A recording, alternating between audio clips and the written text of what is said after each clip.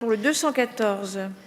Merci Madame la Présidente, Monsieur le Ministre, chers collègues. Je voudrais d'abord associer à ma prise de parole mes collègues Nicolas Desmoulins et Fiona Lazare, qui ont été très investis aussi sur le sujet du questionnement du cautionnement bancaire sur le patrimoine personnel des entrepreneurs individuels. Donc nous sommes toujours sur cet amendement sur l'alinéa 19.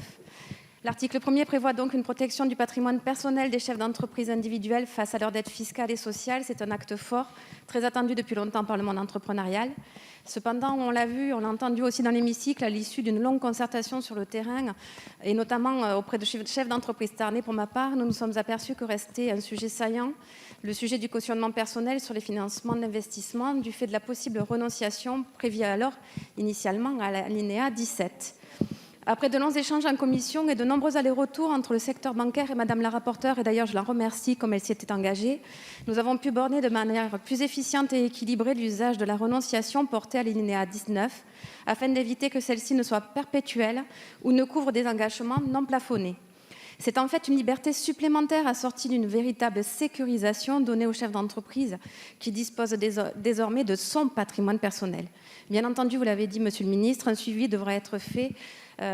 Oui, comme vous l'avez dit, reste que le secteur bancaire, au-delà de la finance proprement dite, joue un rôle d'intérêt général, vous l'avez dit, Madame la rapporteure, en finançant l'activité économique, et en cela bénéficie, comme nous tous, de droits, mais aussi de certains devoirs que nous devrons approfondir. J'y reviendrai. Merci Madame Roquetienne. Alors, je laisserai Monsieur le ministre donner un avis favorable j'espère, sur mon amendement, mais moi, je vais donner un avis favorable à l'amendement de Monsieur Mattei et de Madame Roquetienne. Monsieur le ministre. Alors ainsi que le gouvernement y est incité, c'est même un avis très favorable qui va être donné sur ces trois amendements, Madame la Présidente. Effectivement, ils vont vraiment dans le bon sens, ils permettent de préciser les choses et le suivi sera effectivement attentif tout au long des prochains mois pour voir comment tout cela vit naturellement. Merci. Merci Monsieur le ministre. Merci Madame la Présidente. Cet article, Monsieur le Ministre, chers collègues, me semble, dans la version adoptée en commission, équilibré et proche de la réalité de terrain. En effet, au-delà des amendements dont nous débattrons qui visent à attribuer ou non une place au juge dans le constat des manœuvres frauduleuses ou des manquements de l'entrepreneur empêchant les créanciers de recouvrir l'impôt, les contributions aux cotisations sociales dues, il est important de rappeler ici le cœur du dispositif créé par cet article. Si avec l'article 1er, nous avons séparé les patrimoines professionnels et personnels et donc les assujettissements et modalités de taxation, ici nous précisons les modalités de recouvrement de l'impôt, des cotisations et contributions sociales qui peuvent se faire sur l'un ou l'autre des patrimoines si et seulement si l'administration fiscale ou les organismes de sécurité sociale constatent des manœuvres frauduleuses ou des inobservations graves et répétées des obligations fiscales et prescriptions de la législation de la sécurité sociale. Dans la mesure où l'écrasante majorité des entrepreneurs de notre pays sont honnêtes et suivent avec rigueur leurs devoirs et obligations, cet article prolonge en réalité la séparation des patrimoines personnels et professionnels en matière fiscale sur le champ des procédures de recouvrement. Cette clarification était nécessaire et attendue. Elle confirme une nouvelle fois notre volonté de renforcer la protection du dirigeant d'entreprise face aux aléas de la vie entrepreneuriale. Merci Madame Roquetienne. Et le 234 de Madame Roquetienne. Merci Madame la Présidente, Monsieur le Ministre, chers collègues. Comme j'ai pu l'évoquer lors de ma précédente prise de parole, il est souhaitable que nous puissions aller plus loin dans nos échanges avec le secteur bancaire sur les sujets des cautionnements personnels des entrepreneurs lorsqu'ils souhaitent financer leurs investissements pour démarrer ou développer leur activité. Nous avons donc été nombreux, je l'ai dit aussi, à consulter sur nos territoires le monde économique. Nous avons face à nous des hommes et des femmes engagés dans leur entreprise qui portent un projet, de l'emploi, de la croissance. Il ne faut pas l'oublier.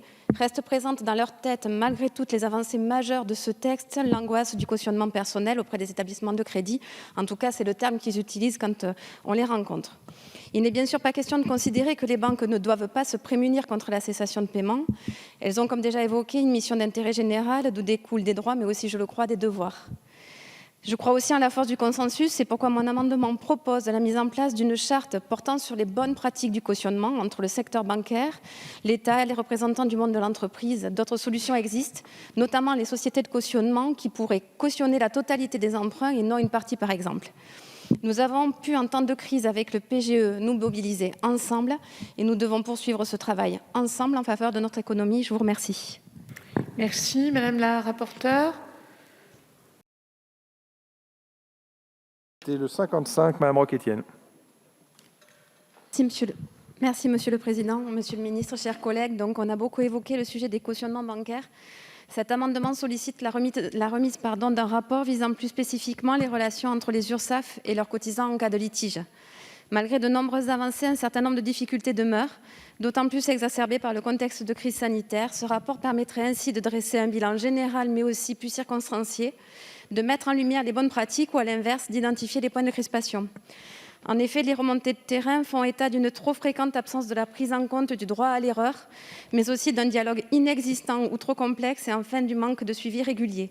La promotion et l'accès aux outils mis en place par l'URSSAF sont encore trop méconnus, peu efficaces et trop éloignés des réalités de la vie des entreprises. En cohérence avec ce que la majorité avait permis comme avancée dans le cadre de la loi ESSOC, il apparaît aujourd'hui essentiel de poursuivre et d'approfondir ce travail à travers un rapport dédié. C'est une demande constante et renouvelée de nos entrepreneurs indépendants qui, comme vous l'avez rappelé en commission spéciale, Madame la rapporteure, ne sont pas moins de 4 millions à contribuer au quotidien au dynamisme économique de notre pays. Merci. Merci à vous, Madame Roch-Étienne, Monsieur le rapporteur. Merci, Monsieur le Président. Madame la députée, vous aviez porté ce sujet déjà lors de nos échanges et nos débats en commission. Et à la réflexion est apparu qu'il existe déjà un certain nombre d'informations qui sont dispensées dans les rapports annuels des URSSAF, dans le cadre des rapports de la Commission des affaires sociales sur l'application du PLFSS, différents travaux réalisés dans le cadre du printemps social de l'évaluation, rapport de la Cour des comptes sur l'application du PLFSS également, et que l'information semble disponible, ce qui n'empêche pas évidemment l'Assemblée nationale, à travers ses différentes instances d'évaluation, de se saisir une nouvelle fois de ces sujets. Merci. Le rapporteur a été effectivement très exhaustif. Merci, Monsieur le ministre. Madame Roch-Étienne, voilà. Donc, je vais laisser Monsieur Viry prendre la parole. Oui, merci, Monsieur le Président. Moi, je trouve effectivement que cette demande de rapport, elle est très pertinente et elle s'inscrit dans la continuité des travaux qui ont pu être menés. Monsieur le rapporteur, vous l'avez dit, printemps de l'évaluation, audition au sein de la Commission des affaires sociales. Alors oui, effectivement, le sujet a été traité. Est-il vidé de sa substance? Non. Non. Et si vous faisiez une enquête d'opinion rapidement de tous les travailleurs indépendants sur globalement ce qui les chagrine, c'est manifestement les relations avec l'URSSAF. Problème de lisibilité sur les cotisations, des appels, franchement, c'est peu clair. Problème de dialogue où effectivement on n'est pas dans une relation de travail, on est effectivement plutôt dans un rapport de force. Pratique de recouvrement à la hussarde où globalement on t'envoie une sommation, une contrainte à paiement, tu te retrouves devant le tribunal avant un désistement. Il y a en France actuellement encore trop de difficultés provoquées par des comportements inadaptés d'agents de l'URSSAF. Et puisque nous évoquons aujourd'hui la question des travailleurs indépendants, je pense qu'il serait opportun, à l'appui de ce texte, de ce véhicule législatif, qu'on puisse effectivement continuer les travaux parlementaires. Que la Cour des comptes ait fait quelque chose, dont acte, qu'il y ait effectivement déjà des diagnostics, oui, mais profitons de cette opportunité législative pour tenter d'améliorer les choses. On est tous dans l'idée que ça se passe mieux. Mais globalement, ce n'est pas le cas et, me semble-t-il, on doit mettre le sujet sur la table et cette demande de rapport me paraît effectivement pertinente. Merci beaucoup, Madame Mottin. Merci, Monsieur le Président. Monsieur Viry, j'entends que vous viviez dans le passé, mais vous savez, depuis quelques années, il s'est passé des choses. Il s'est passé effectivement, par exemple, la loi ESSOC, donc pour améliorer effectivement la façon dont les administrations s'adressent aux administrés et notamment aux chefs d'entreprise. Il s'est passé également une crise qui a démontré l'adaptabilité des URSSAF. Il s'est passé aussi une réforme très importante, celle du RSI, qui est devenue le SSI, et dont tous les indépendants nous disent que ça marche nettement mieux que ce qui existait avant. Donc moi, je suis désolée, mais en tant que rapporteur pour avis du PLFSS, je m'intéresse tous les ans à cette question. Et tous les ans, je peux vous assurer qu'il y a des progrès qui sont faits. Est-ce que tout est parfait? Non, certainement pas. Est-ce qu'il y a des marges de progression? Toujours. Mais je ne peux pas laisser dire aujourd'hui, ici, ce soir, tout ce que j'ai entendu sur les agents de l'URSSAF qui ont été exemplaires pendant cette crise, qui ont accompagné les entreprises. Ça fait 2 ans qu'ils le font. On fait des plans d'appurement des dettes qui sont compris, qui sont négociés. Et je suis désolée, mais on ne peut pas laisser dire ici que tout est comme quand vous nous aviez laissé, effectivement, dans l'état où vous nous aviez laissé Ces administrations, aujourd'hui, elles ont nettement progressé et les chefs d'entreprise le savent et le disent.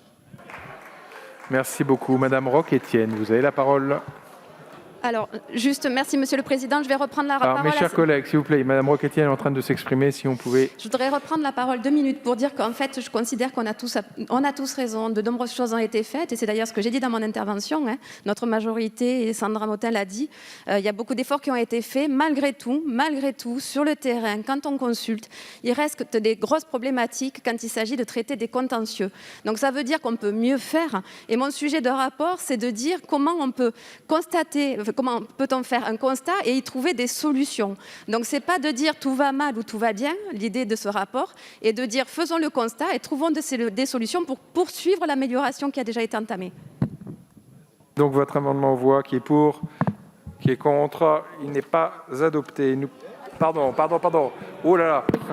Ouais, je ne veux pas reproduire les événements récents, alors on va revoter qui est pour, qui est contre, il est... Alors, merci. Qui est pour?